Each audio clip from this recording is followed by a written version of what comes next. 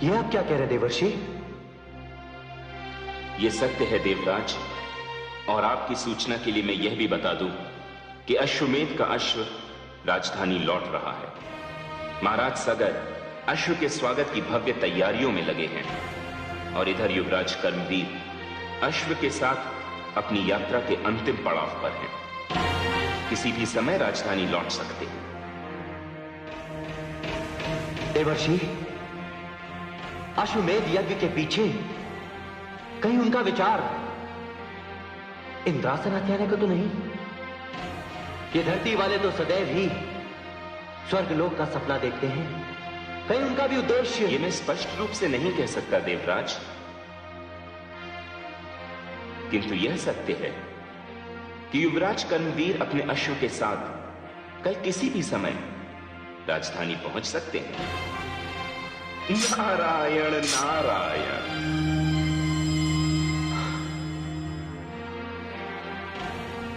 नहीं नहीं देवर्षि, मैं ये यज्ञ संपन्न नहीं होने दूंगा।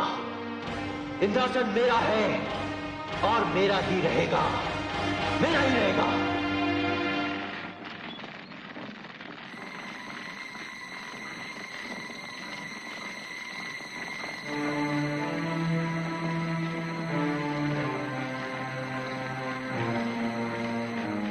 हम प्रातः सूर्योदय होते ही राजधानी की ओर प्रस्थान करेंगे। इस अश्व की रक्षा का दायित्व मैं तुम्हें सौंपता हूँ। सावधान। जो आज्ञा महाराज।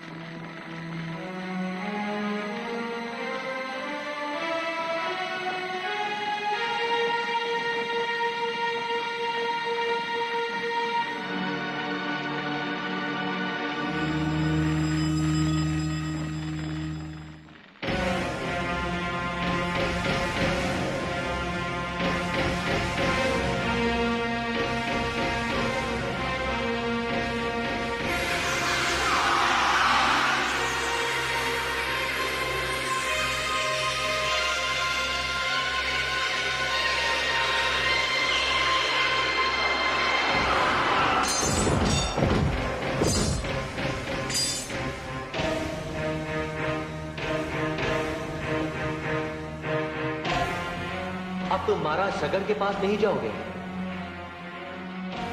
मेरे साथ चलोगे। आओ।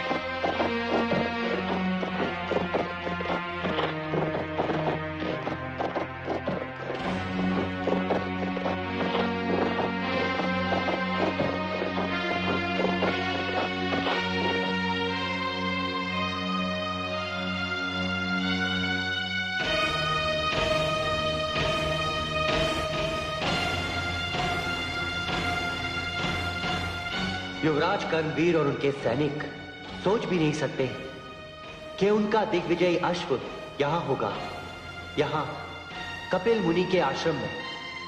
कितनी दूर है उनके शिविर से ये आश्रम, और यदि वे संयोगवश यहां पहुंच भी गए तो उसका परिणाम सुखद नहीं होगा।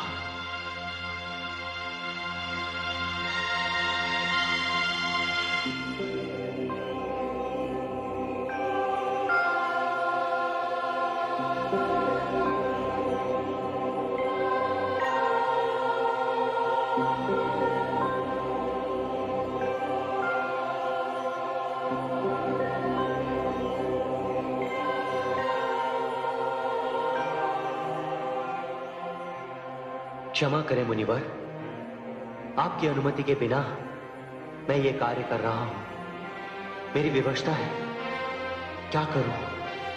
मुझे क्षमा कर दीजिए।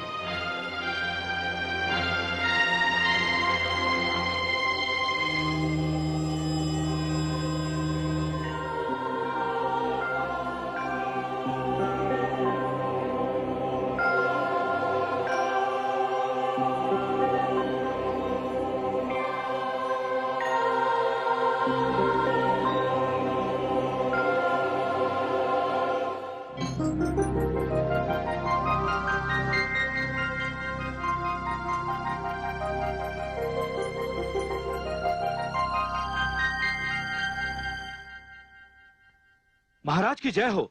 अपना अश्व खो गया है और सारे सैनिक मूर्छित हैं।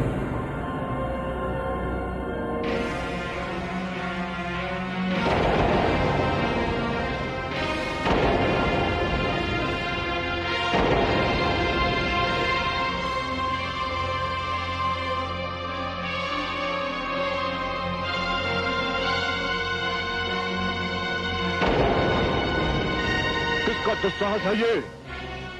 कौन है वो जिसे अपने प्राण प्रिय नहीं है? हम सब भाई धरती के एक छोर से दूसरे छोर तक ढूंढेंगे और अश्व के चोर का पता लगाएंगे। जाओ, चारों दिशाओं में फैल जाओ।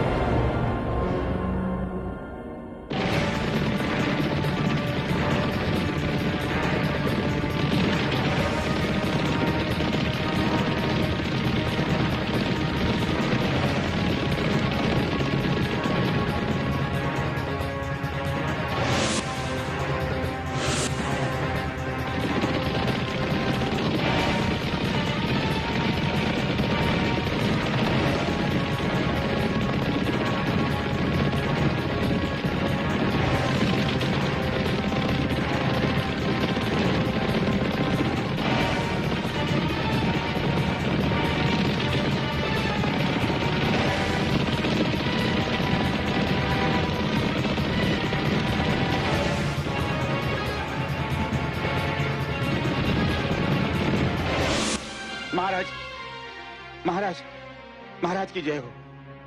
अब क्या समाचार लाए हैं महामंत्री जी? बड़ा ही अशुभ समाचार है महाराज। कोई दुष्ट अश्वमेध यज्ञ का अश्व चुरा कर ले गया। क्या? हाँ महाराज। यह क्या कह रहे हैं महामंत्री जी? भला भला ये कैसे संभव है? महाराज, ये अनर्थ रात के अंधेरे में हुआ, किंतु आप चिंता न करें। आपके 60,000 पुत्र अश्व की खोज में निकल पड़े हैं। मुझे पूर्ण विश्वास है कि वो अश्व को ढूंढ निकालेंगे। महामंत्री जी, मैं अपने पुत्रों के स्वभाव से भली भांति परिचित हूं। मुझे तो इस बात की चिंता हो रही है कि कहीं मेरे पुत्र कोई अनर्थ ना कर बैठे।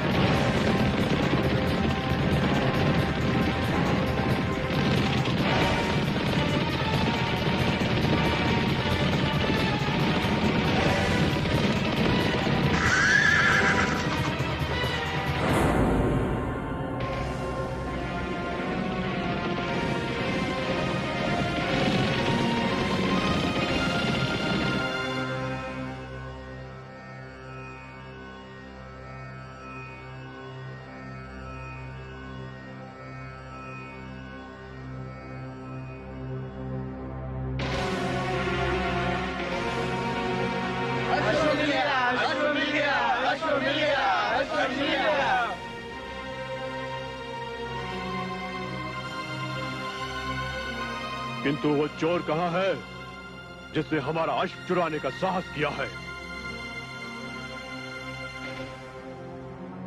लगता है वो ढोंगी इसी आश्रम में बगुला भगत बना बैठा है। आओ मेरे साथ। चलो चलो।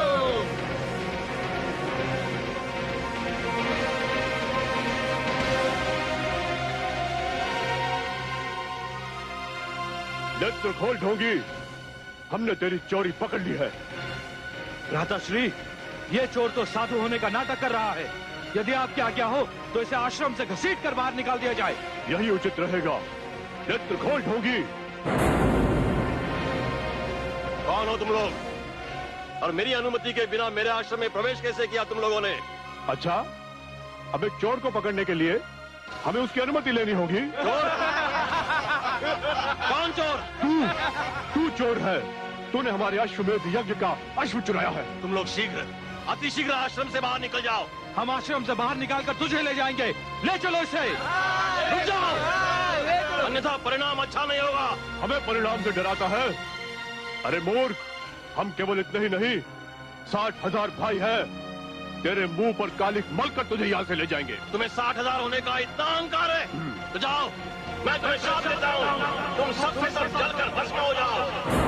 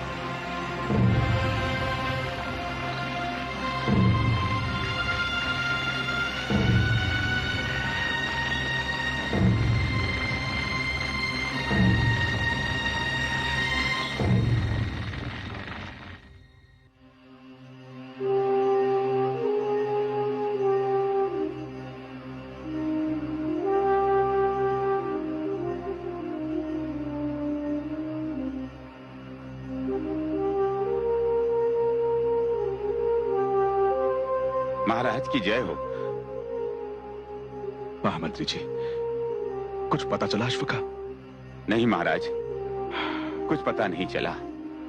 किंतु किंतु किंतु क्या? महाराज, अश्व के साथ साथ हमारे 60,000 राजकुमारों में से किसी का भी कुछ पता नहीं चला। ये आप क्या कह रहे हैं महामंत्री जी? हमारे इतने सारे पुत्र एक साथ कहां जा सकते हैं? यही तो आश्चर्य की बात है महाराज। हमारे सैनिकों ने चारों दिशाओं में उन्हें ढूंढा, किंतु कहीं भी किसी का भी पता नहीं चला। यह आपने हमें कैसा समाचार सुना दिया महामंत्री जी? कैसा समाचार सुना दिया आपने?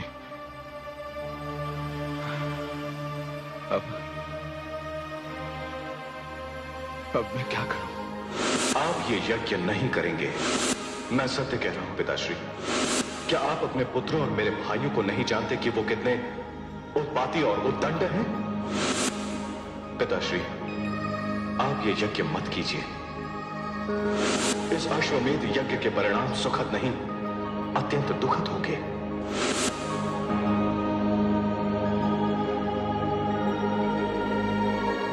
महाराज, कहां जा रहे हैं महाराज आप? मैं अपने पुत्र असमंजस के पास जा रहा हूं महामंत्री जी।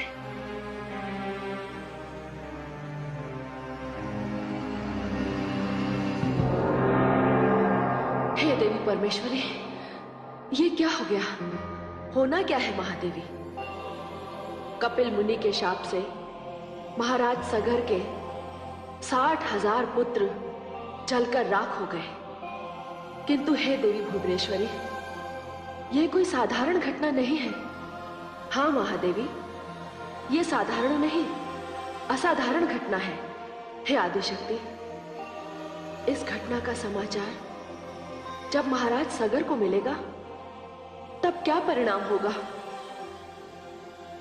हे महादेवी, जैसा आप सोच रही हैं वैसा नहीं होगा, क्योंकि इस घटना के पीछे एक रहस्य है। आप उस रहस्य को अभी जानने का प्रयत्न ना करें।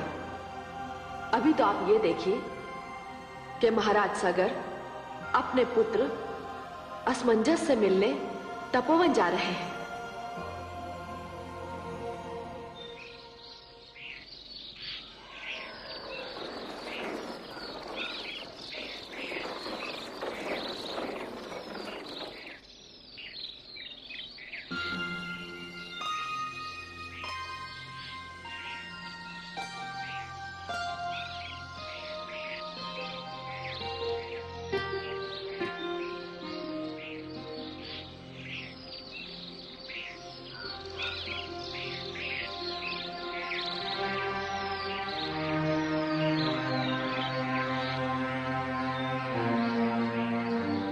पुत्र असमंजस।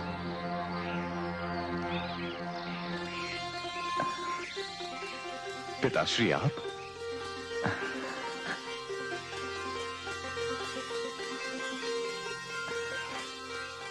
प्रणाम स्वीकार करें पिताश्री। आयुष्मान भव पुत्र, आयुष्मान भव।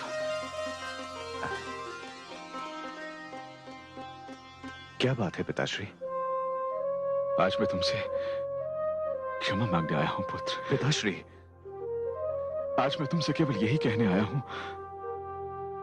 कि उस दिन मुझसे भूल हुई थी, मैं भ्रम में था पुत्र। पर हुआ क्या पिताश्री? पुत्र, मैंने देवर्षि नारद के कहने पर अश्वमेध यज्ञ का आयोजन किया, इस अभिमान के साथ कि मेरे 60,000 पुत्र यदि चारों दिशाओं में चले गए तो भी अश्व सकुशल लौट आएगा। किंतु ये मेरा भ्रम था पुत्र, ऐसा कुछ नहीं हुआ। ये आप क्या कह रहे हैं पिताश्री?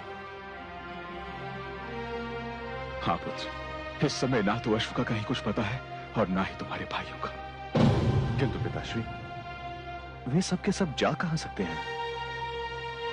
यही तो मेरी समझ में भी नहीं आ रहा है पुत्र।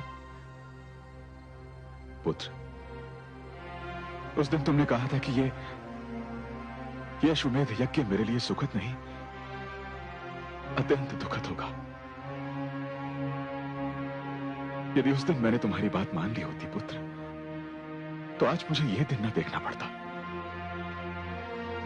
पुत्र, अब तुम्हारे अतिरिक्त मेरा और कोई नहीं है।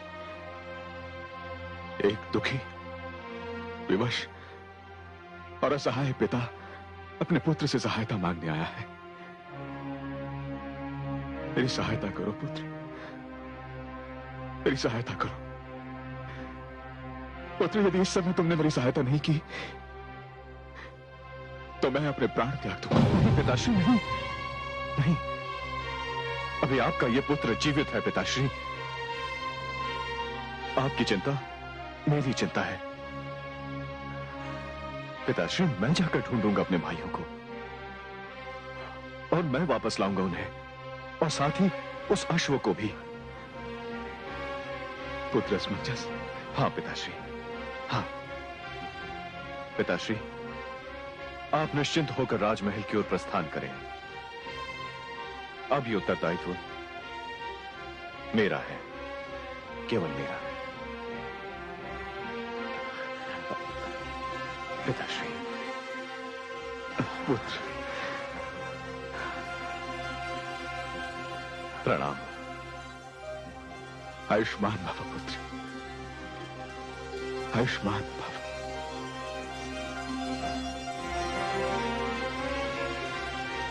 आयुष्मान भव।